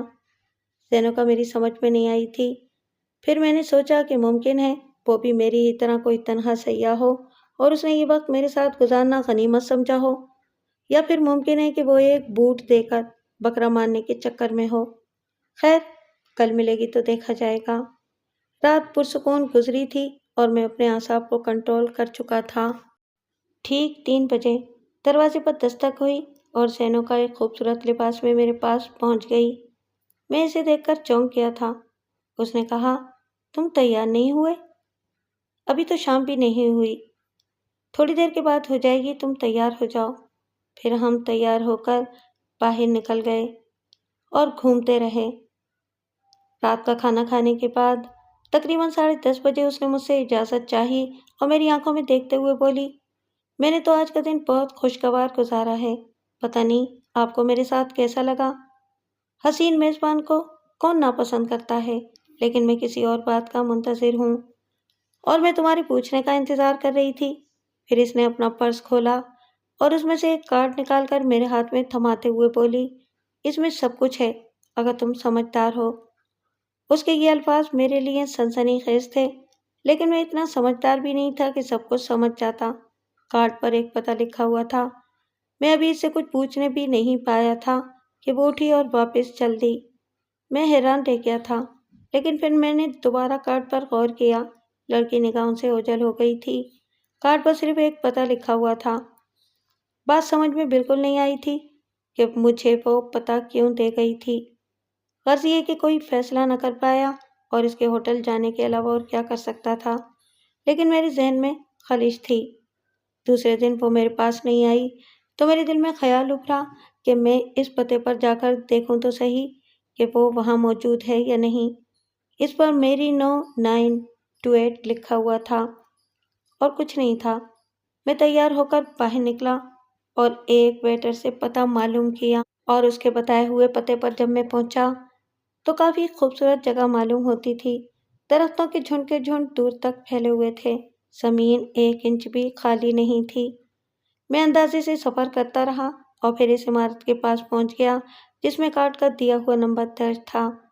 مجھے 2 افراد کھڑے ہوئے نظر آئے۔ صورتیں بالکل اجنبی تھیں میرے لیے اور یہ لوگ مقامی بھی نہیں تھے۔ دونوں شاید میرے قریب آنے کا انتظار کر رہے تھے۔ معاف کیجیے گا، مجھے زینوکا سے ملنا ہے، میں نے کہا۔ آئیے، ان میں سے ایک بولا اور مجھے لے کر عمارت کے اندرونی حصے میں داخل ہو گیا۔ عمارت کے بیرونی دروازے سے گزرنے کے بعد میں ان کے ساتھ بڑے ہال میں پہنچ گیا۔ تب دونوں رک گئے۔ ان میں سے ایک سفید سوٹ پہنے ہوئے تھا۔ اس نے مجھے گھورتے ہوئے کہا، لائے ہو؟ عجیب سا لہجہ تھا۔ میں چونک کر اسے دیکھنے لگا۔ کیا؟ میں نے متحیرانہ انداز میں سوال کیا اور دوسرے ہی لمحے میرے دماغ میں بجلی سی کونک گئی۔ ایک دم مجھے احساس ہوا کہ یہ طاہر جنیدی کا آدمی ہے اور میں طاہر جنیدی کے جال میں پھنس گیا ہوں۔ وہ لوگ اس طرح مجھ سے ہیرے حاصل کرنا چاہتے تھے۔ میری آنکھوں میں خون اتر آیا۔ کیا تم لوگوں کا دماغ خراب ہے؟ دماغ تو تمہارا خراب معلوم ہوتا ہے۔ تمہارا کیا خیال تھا کہ ہم نے تمہیں یہاں پکنک کے لیے بلایا تھا؟ نکالو فوراً، ورنہ اپنے نقصان کے ذمہ دار تم خود ہو گے۔ پاگل ہو گئے ہو؟ شاید تم اور طاہر جنیدی تو سب سے بڑا بے وقوف ہے۔ کیا اس طرح وہ مجھ سے کچھ حاصل کر لے گا؟ سنو، ہمارے پاس زیادہ وقت نہیں ہے، کام کی بات کرو۔ لعنت ہے تم پر، اور لعنت ہے اس لڑکی پر جس نے اپنی دانش میں مجھے بہت بڑا بے وقوف تصور کر لیا تھا، میں نے کہا، لیکن دوسرے لمحے ہی سفید سوٹ والے نے آگے بڑھ کر میرا گریبان پکڑ لیا۔ یہ دوسری بات ہے کہ میرا الٹا ہاتھ اس کے منہ پر پڑا تھا اور وہ بری طرح پیچھے الٹ گیا تھا، لیکن اس کے نزدیک کھڑے ہوئے شخص نے اپنی آہنی انگلیاں شکنجے کی طرح میری گردن میں پیوست کر دیں اور میں اس کی گرفت سے نکلنے کی بھرپور جدوجہد کرنے لگا۔ میں نے پلٹ کر کونی اس کے پیٹ میں ماری اور میرا یہ حربہ کارگر رہا۔ اس کی گرفت ڈھیلی پڑتے ہی میں نے اپنی گردن چھڑا کر اس کی پیشانی پر گھوسا رسید کر دیا۔ جو ہی وہ نیچے جھکا، میں نے ایک بھرپور ٹھوکر اس کے پیٹ پر ماری اور اس کے حلق سے پوری طرح چیخ نکل گئی۔ اس کے منہ سے خون کی دھار بہہ نکلی تھی، لیکن دفتن ہی عقب سے میرے سر پر ایک زوردار ضرب پڑی اور میرے دونوں ہاتھ فضا میں پھیل کر رہ گئے۔ ضرب اتنی زوردار تھی کہ میں آنکھوں کی بینائی بحال نہ کر سکا اور دیر تک مجھے تارے نظر آتے رہے۔ اس کے بعد شاید میں زمین پر اوندھا گر پڑا تھا۔ ہوش و حواس نے عارضی طور پر ساتھ چھوڑ دیا تھا، لیکن رفتہ رفتہ آنکھوں سے دھول چھٹنے لگی۔ کافی بلندی پر ایک سوراخ نظر آ رہا تھا جس سے روشنی سی چھن چھن کر اندر آ رہی تھی، جبکہ میرے اطراف میں اندھیرا ہی اندھیرا پھیلا ہوا تھا۔ سوراخ سے چھننے والی روشنی دیوار پر پڑ رہی تھی۔ میں نے اپنی کھوپڑی کے اس حصے کو ٹٹولا جس میں ہلکی ہلکی تکلیف ہو رہی تھی اور مجھے گزرے ہوئے واقعات یاد آ گئے۔ غالباً میرے سر پر ضرب لگائی گئی تھی، دکھن اب بھی محسوس ہو رہی تھی۔ میں نے ٹٹول کر اس حصے کو دیکھا، لیکن ٹوٹ پھوٹ کا کوئی نشان نظر نہیں آیا۔ اس کے بعد میں نے اطراف کے ماحول پر نگاہیں دوڑائیں۔ تاریکی کی وجہ سے صحیح اندازہ نہیں ہو رہا تھا کہ کہاں ہوں، لیکن یہ اندازہ ہو گیا تھا کہ یہ بہت وسیع و عریض ہال ہے اور بلندی سے چمکنے والی سورج نے میری مزید مدد کی۔ میں ایک بستر پر پڑا ہوا تھا اور مجھ سے کچھ فاصلے پر کوئی اور بھی موجود تھا۔ میں آنکھیں پھاڑ پھاڑ کر ان لوگوں کو دیکھنے کی کوشش کرنے لگا جن کی آوازوں کی بھن بھناہٹ سنائی دے رہی تھی۔ پھر میں نے بھاری آواز میں پکارا، کون ہے یہاں؟ کیا یہاں روشنی نہیں ہو سکتی؟ جواب میں ایک پھررائی ہوئی سی آواز سنائی دی، ہم دونوں بندھے ہوئے ہیں۔ اگر تمہارے ہاتھ کھلے ہوئے ہیں تو مسیری کے برابر دیوار پر لگے ہوئے سوئچ کو آن کر دو، روشنی ہو جائے گی۔ میں نے اس آواز کو حیرت سے سنا، پھر متحیرانہ انداز میں مسیری سے نیچے اتر کر دیوار پر لگے ہوئے سوئچ کو ٹٹولا اور تھوڑی دیر بعد کمرے میں ایک ٹیوب لائٹ روشن ہو گئی۔ میں نے چندیائی ہوئی نگاہوں سے ان کو دیکھا جو میری ہی جیسی مسیری پر پڑے ہوئے تھے، لیکن ان کے ہاتھ اور پاؤں مضبوط رسی سے کسے ہوئے تھے، جبکہ میں آزاد تھا۔ ان میں ایک مرد اور ایک عمر رسیدہ خاتون تھیں۔ دونوں ہی شکل سے اچھی حیثیت کے مالک نظر آتے تھے اور یقیناً ان کا تعلق کسی یورپین ملک سے تھا۔ وہ دونوں بھی عجیب نگاہوں سے مجھے دیکھنے لگے۔ میں یہ سوچ کر آگے بڑھا کہ کم از کم انہیں ان بندشوں سے آزاد کر دوں، لیکن میں چند ہی قدم بڑھا تھا کہ پیچھے سے ایک سرسراتی ہوئی سی آواز سنائی دی، نہیں، تم انہیں کھولنے کی کوشش نہیں کرو گے۔ یہ نسوانی آواز تھی۔ میں نے پلٹ کر دیکھا تو وہ زینوکا تھی جس کے ہاتھ میں ریوالور نظر آ رہا تھا۔ اس وقت وہ بالکل مختلف نظر آ رہی تھی۔ میں حیرت سے آنکھیں پھاڑ کر اسے دیکھنے لگا تو وہ بولی، آپ نے خود ہی معاملے کی خلاف ورزی کی ہے مائی ڈیئر۔ بھلا یہ کیسے ممکن ہے کہ آپ ہماری مطلوبہ چیزیں ہمیں فراہم کیے بغیر ان دونوں کو آزاد کر دیں؟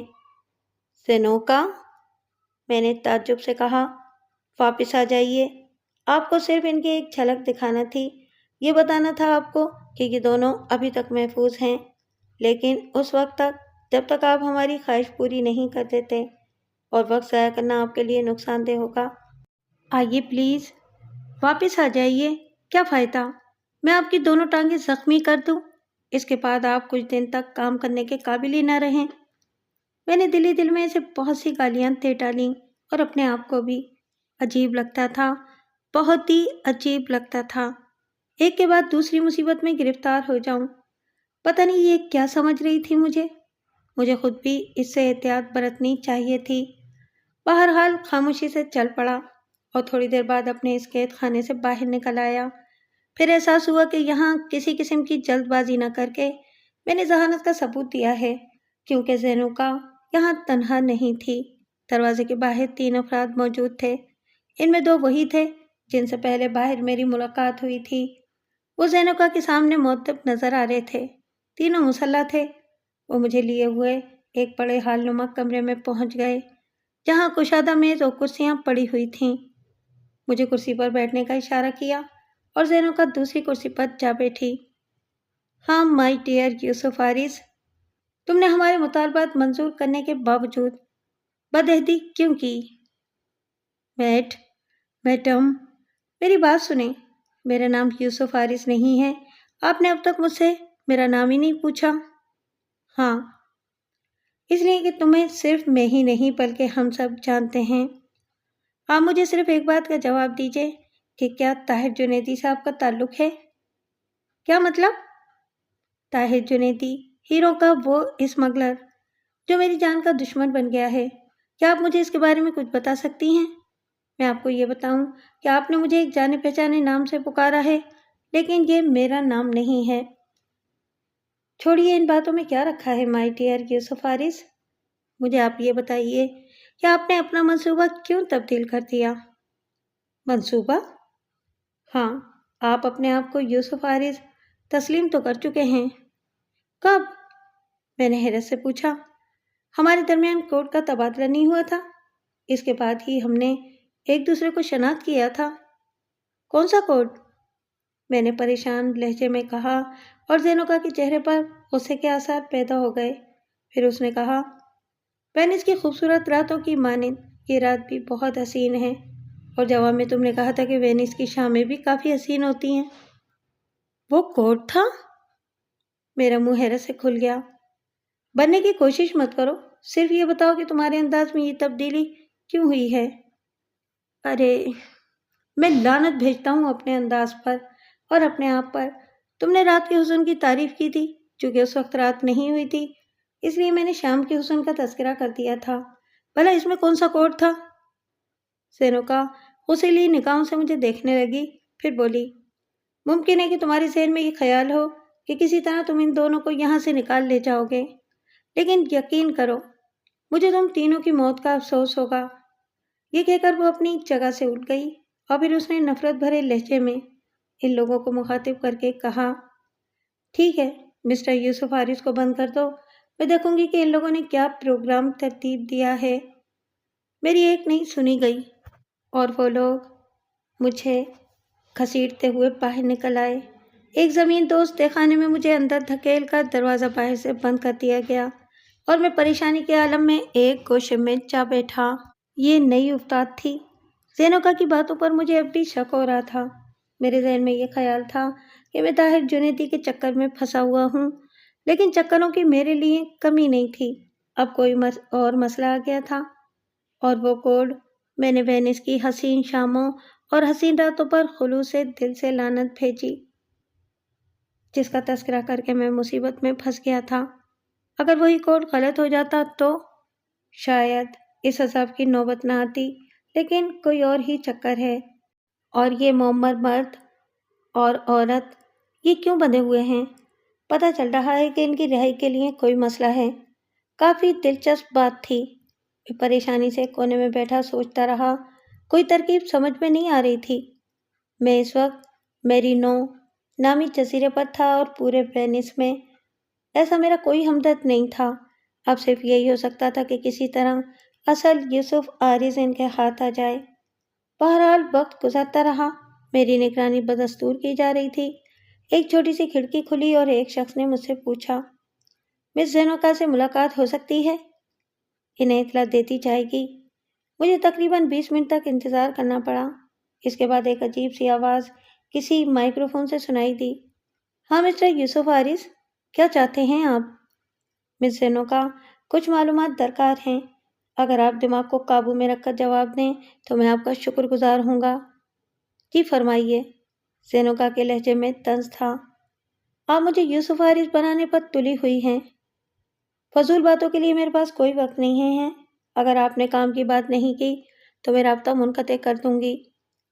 अच्छा, सिर्फ इतना बता दीजिए कि वो दोनों बदनसीब कौन हैं जो यहाँ इस कमरे में बंधे पड़े हैं? मैंने सवाल किया और जेनोका ने दूसरी तरफ से सिलसिला मुनक़ते कर दिया। वो ये बात मानने के लिए तैयार नहीं थी कि मैं यूसुफ हारिस नहीं हूँ, और इन दोनों के बारे में सवाल भी इसी सिलसिले की एक कड़ी थी। चुनाचे वो नाराज़ हो गई थी। मैं ठंडी सांस लेकर दोबारा अपनी जगह पर जा बैठा। फिर वक्त गुजरता रहा और शायद रात हो गई। खुदा का शुक्र था कि इन लोगों को मेरे भूखे होने का भी ख्याल आ गया था, और रात को दरवाज़ा खोलकर तीनों मुसल्लह अफराद मेरे लिए खाने की ट्राली लेकर अंदर आ गए। मेरी समझ में नहीं आ रहा था कि मैं अब क्या करूं। अगर इनकी ख्वाहिश के मुताबिक इस बात का इतराफ़ कर भी लूं कि यूसुफ हारिस हूं, तो इन्हें किस तरह मुतमईन कर सकूंगा? क्या मांग रहे हैं वो? अजीब सी परेशानी थी। मैं आहिस्ता आहिस्ता खाना खाता रहा। बहरहाल इसके बाद मैं फिर आराम करने के लिए लेट गया और सुबह को आंख खुली। खाने की ट्राली ज्यों की त्यों रखी हुई थी। अचानक मेरी निगाह एक तरफ उठ गई और मैं एक अजीब सी चीज़ देखकर चौंक पड़ा। सब्ज रंग का एक कागज़ नजर आ रहा था। मेरी समझ में नहीं आया कि ये कागज़ क्या है। करीब जाकर देखा तो एक फाइल रखा हुआ था। फाइल खोलकर देखा तो इसमें कुछ कागजात लगे हुए थे, कुछ नक्श थे और अजीब व गरीब निशानात थे। कोई बात समझ में नहीं आई। मैं फाइल की बरगर्दानी करता रहा। जिस वक्त मैं इस कैद खाने में दाखिल हुआ था तो इस तरफ तवज्जो नहीं थी। मुमकिन है कि ये कागजात पहले से यहाँ मौजूद हों।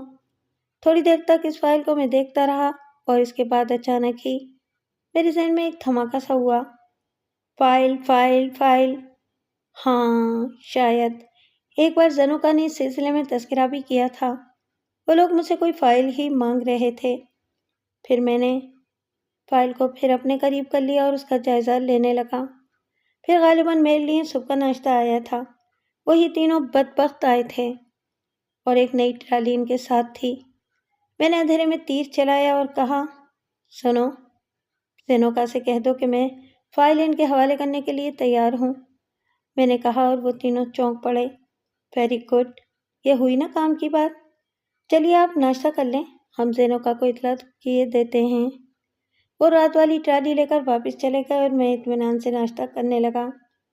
मैंने फाइल को मोड़कर अपने लिबास में रख लिया।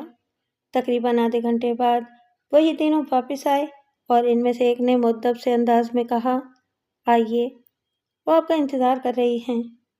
जिस कमरे में मुझे ले जाया गया वहाँ जेनोका एक आरामदेह सोफे पर दराज थी।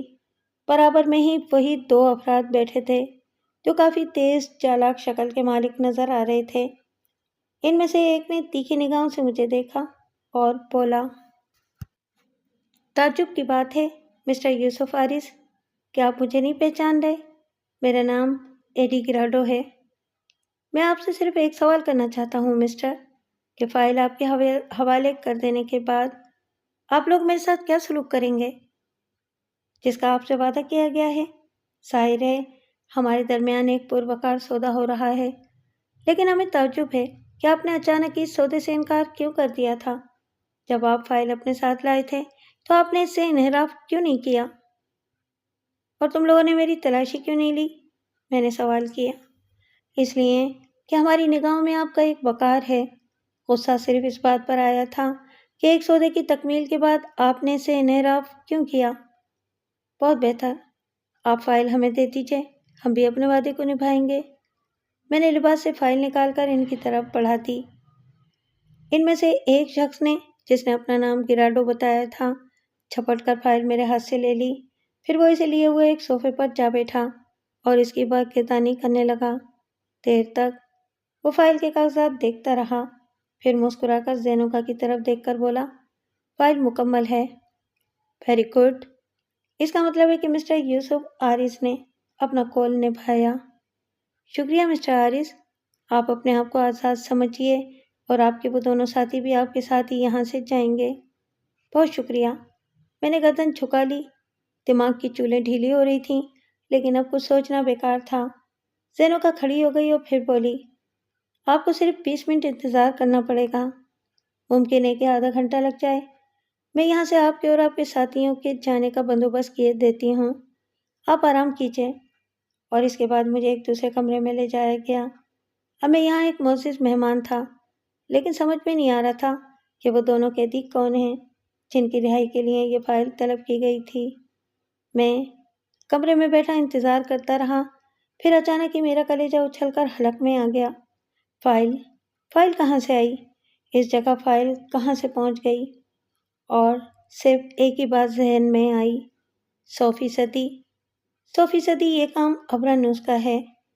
ابرانوس، یہ پراسرار جن، کبھی کبھی واقعی میری بہترین معاونت کرتا تھا۔ دل چاہا اس سے بات کروں، چنانچہ میں نے اسے پیار بھرے لہجے میں پکارا، ابرانوس، لیکن نہ ہی اس کی ٹھنڈک محسوس ہوئی اور نہ ہی اس کی آواز سنائی دی۔ لیکن مجھے یقین تھا کہ فائل ابرانوس نے ہی مہیا کی ہے۔ وہ میری رہائی چاہتا تھا۔ جب مجھے اس کی آواز سنائی نہ دی تو میں خاموش ہو گیا۔ مجھے پتا تھا کہ ابرانوس خود بھی بگڑا ہوا ہے اور مجھ تک نہیں آنا چاہتا۔ میں نے کہا، ابرانوس، تم نے مجھ پر بہت احسانات کیے ہیں اور کم از کم تمہارے احسانات سے میں انکار نہیں کر سکتا۔ میں کیا کروں؟ میری تقدیر مجھے مسلسل عذاب میں گرفتار کیے ہوئے ہیں اور تمہیں میری وجہ سے تکلیف ہو رہی ہے۔ تمہارا شکریہ۔ 20 منٹ کے بعد ہی وہی تینوں افراد پھر آئے اور اس بار ان کے ساتھ وہ دونوں قیدی بھی تھے جن میں ایک مرد اور ایک عورت تھی۔ دونوں ہی صورت سے خوش نظر آ رہے تھے، لیکن محمد شخص کے چہرے پر عجیب سے تاثرات تھے۔ تھوڑی دیر کے بعد ہمیں جزیرے کے ساحل کی جانب لے جایا گیا، لیکن یہ وہ ساحل نہیں تھا جہاں عام طور سے اسٹیمر آ کر لگتے تھے، بلکہ ایک اور ہی جگہ تھی۔ پھر ہمیں ایک اسٹیمر پر بٹھا کر روانہ کر دیا گیا تھا۔ زینوکا سے میری دوسری ملاقات نہیں ہوئی تھی۔ میں نے اس پر لعنت بھیجی۔ بھلا مجھے کس چیز کی کیا پرواہ ہو سکتی ہے؟ جب اسٹیمر سمندر میں کافی دور نکل گیا تو اس محمد شخص نے میری طرف دیکھ کر کہا، مسٹر، میں آپ کو کس نام سے پکاروں؟ وہ لوگ تو آپ کو یوسف آرس کہہ رہے تھے۔ آپ مجھے جس نام سے بھی پکارنا چاہتے ہیں پکار لیں، لیکن میں یوسف آرس نہیں ہوں۔ آپ کا نام کچھ بھی ہو، میں صرف ایک بات معلوم کرنا چاہتا ہوں کہ آپ نے میرے بدلے وہ انتہائی قیمتی اور اہم فائل انہیں دے دی کیا؟ ہاں۔ اوہ، اس کا چہرہ اتر گیا۔ اس نے افسردگی سے گردن جھکا لی۔ مجھے اپنی زندگی کی اتنی فکر نہیں تھی۔ میں تو صرف اپنے وطن کے لیے مر جانا چاہتا تھا۔ بہت غلط ہو گیا۔ مجھے قیامت تک اس کا افسوس رہے گا۔ بہتر رہے گا کہ آپ خاموشی اختیار کر لیں اور ساحل پر اترنے کے بعد اپنا راستہ منتخب کر لیں۔ میں آپ کے ساتھ نہیں جا سکتا۔ ٹھیک ہے، لیکن ہمیں اتنا تو بتا دیجیے کہ ہمیں کہاں جانا ہوگا۔ میں کچھ نہیں جانتا۔ ٹھیک ہے، اب جو بھی ہوگا کر لیا جائے گا، لیکن مجھے فائل کی قیمت پر یہ آزادی قبول نہیں۔ تو پھر اسٹیمر واپس بھی لے آئے گا؟ آپ دوبارہ اس جزیرے پر واپس چلے جائیے اور ان لوگوں سے بات کر لیجیے، میں نے جھلائے ہوئے لہجے میں کہا اور وہ خاموش ہو گئے۔ ساحل پر اترنے کے بعد اس عمر رسیدہ شخص نے مجھے کہا، یہ تو بتا دیجیے کہ مجھے کس سے رابطہ قائم کرنا ہوگا؟ پولیس سے، میں نے جل کر جواب دیا۔ ٹھیک ہے، شکریہ۔ آپ کا مشورہ واقعی بالکل ٹھیک ہے۔ اس کے انداز میں کسی قدر ناگواری کا احساس بھی تھا۔ تھوڑی دور چلنے کے بعد اس نے مجھ سے مسافے کے لیے ہاتھ بڑھا دیا اور میں نے اسے ہاتھ ملایا اور اس کے بعد میں ان سے جدا ہو گیا۔ ہوٹل پہنچ کر میں نے سب سے پہلے غسل کیا اور اس کے بعد اپنے آپ کو مسیری پر گرا لیا۔ ابرانوس برابر میری مدد کر رہا تھا۔ بہرحال میں جانتا تھا کہ میری زندگی میری اپنی نہیں ہے۔ وقت نے مجھے فٹ بال بنا رکھا ہے اور اگر کوئی نئی بات نہ ہوئی تو حیرانی کی بات ہے، لیکن بہرحال یہ کیسے ہو سکتا تھا کہ نئی بات نہ ہوتی؟ اس وقت رات کا تقریباً 1:30 بجا تھا۔ میں گہری نیند سو رہا تھا کہ دفتن کسی نے میرا گریبان پکڑ کر مجھے زور سے جھنجھوڑا اور پھر مجھے اٹھا کر کھڑا کر دیا گیا۔ وہی تینوں ساتھی تھے۔ زینوکا کے چہرے پر غیظ و غضب کے آثار نظر آ رہے تھے۔ پستول کی نال میری پیشانی سے چپکی ہوئی تھی۔ تمہارا کیا خیال تھا کہ کیا تم نقلی فائل دے کر ہم لوگوں کو بیوقوف بنا سکتے ہو؟ میں تمہارے اتنے ٹکڑے کروں گی کہ کوئی گن بھی نہیں سکے گا۔ میں نیم غنودگی کے عالم میں تھا۔ زینوکا کے الفاظ میرے ذہن میں گونج ضرور رہے تھے، لیکن اس کا مفہوم سمجھ میں نہیں آ رہا تھا۔ زینوکا نے اپنے ساتھیوں کی طرف رک کر کے کہا، اسے بے ہوش کر دو۔